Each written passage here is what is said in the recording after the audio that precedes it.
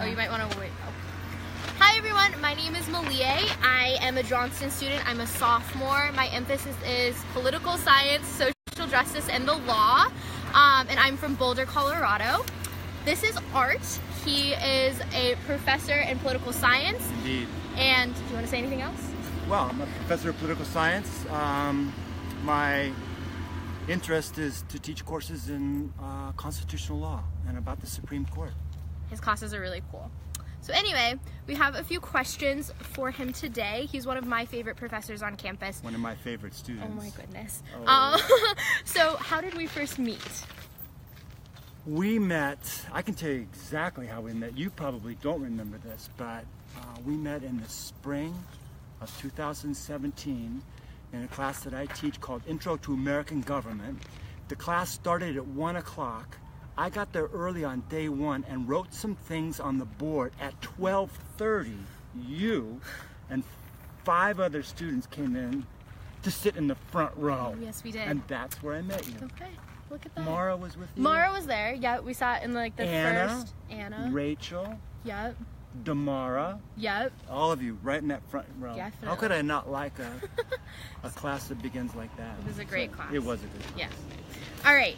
So, So the next question is, how do you open up your doors to build relationships with your students? that's a very good question. And the answer is that I work very hard at what I do. You do. And I have enormous passion for what I learn. And what I do in class is to attempt to share my passion with what I've learned with the students in my class. So that's my door opener.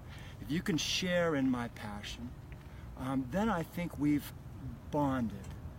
And it's a bond that lasts not only for that day in class, or that week in class, or that month, or that semester, but in your case, and in the case of many others, it's a bond that we'll have while you're at Redlands and after you've left. I agree. So if I can show you my passion, and if you can feel it, we're together. I would That's also how I add feel. that your office hours are pretty amazing too. Yeah, thank you for saying that. Actually, I think professors at Redlands were required to keep office hours, but it's more like office days. It's more like office weeks. It's true. Our offices are our homes away from home. Agreed. And we welcome you into those homes whenever you're available. Yeah. Because we're there, For sure. I think, for the most part. You're always there.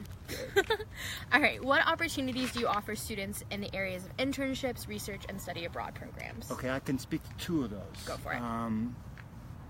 Research. So I do work on constitutional questions associated with medicinal and recreational marijuana and physician-assisted death. And I would say that it was about 3 or 4 years ago, there was a student here named Adam, and we had a class one day in con law where we talked about assisted suicide. He got really interested in it. We met after class. I had a project studying assisted suicide in Montana. I shared that idea with him. He joined me. He and I spent a year researching Montana's legalization of physician-assisted suicide.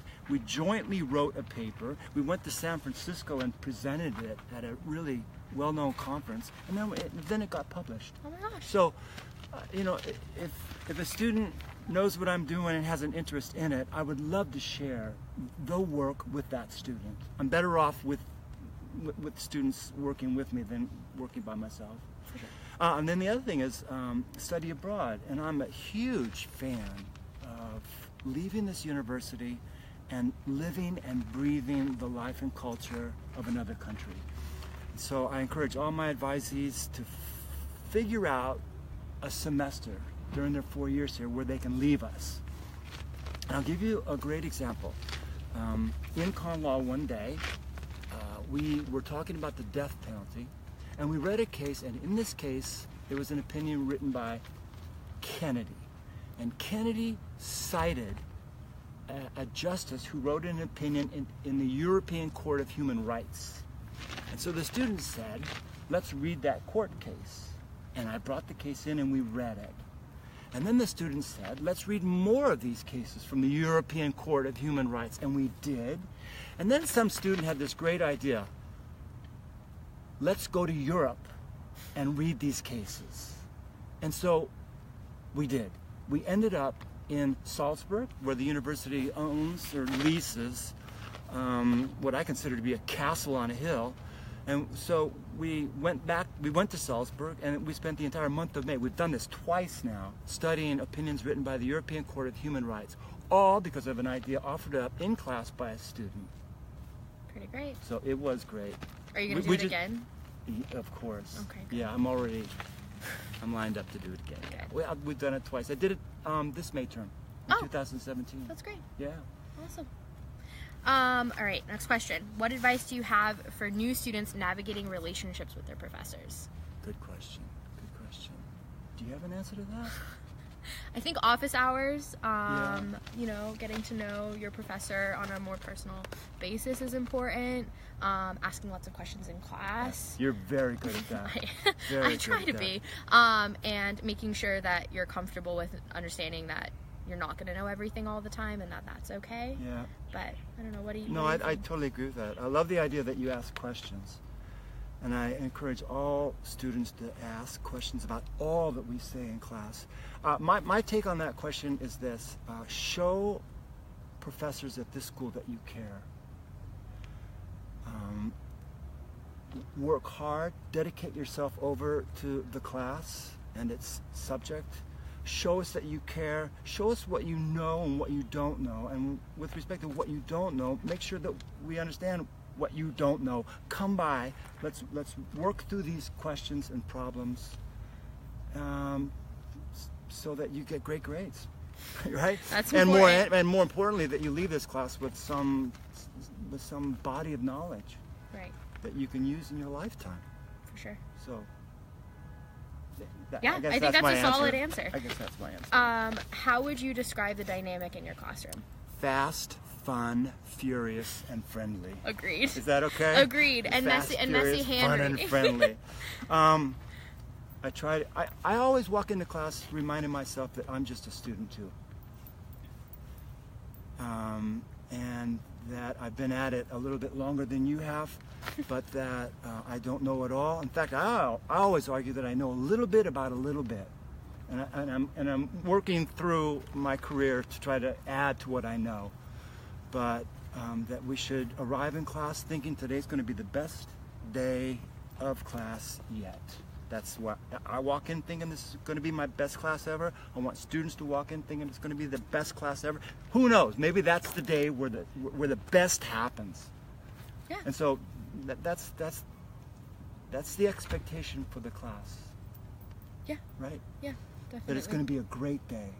Actually, when I was a college student, I was thinking about this the other day. And I don't tell this to anybody, but I'll just share it with you. I never missed a single day of class. Wow. Ever. And why was that? Because I was convinced that that day may have been that professor's best day, and I didn't want to miss it. So when I walk into class, that's what I think. I'm going to bring my best. And I think students believe that might happen too, and so they arrive thinking it's going to be a great day. Yeah. So fast, furious, fun, and friendly. How much writing can a student expect if they take one Lots, of your lots is the answer. I'll let you so finish the much question. writing. You know, it depends on the class. Intro to American Government, we No, didn't have writing. No, we had those 3 blue books, but that was a lot of writing in like a short amount of time. Yeah, you're right. You're right. But I mean, I imagine like con law. Well, in con law we have blue books too. So, you know, so you obviously write when you do blue books, but there's a first-year seminar that I teach on a regular basis, and in that seminar there are no exams, but there are writing assignments.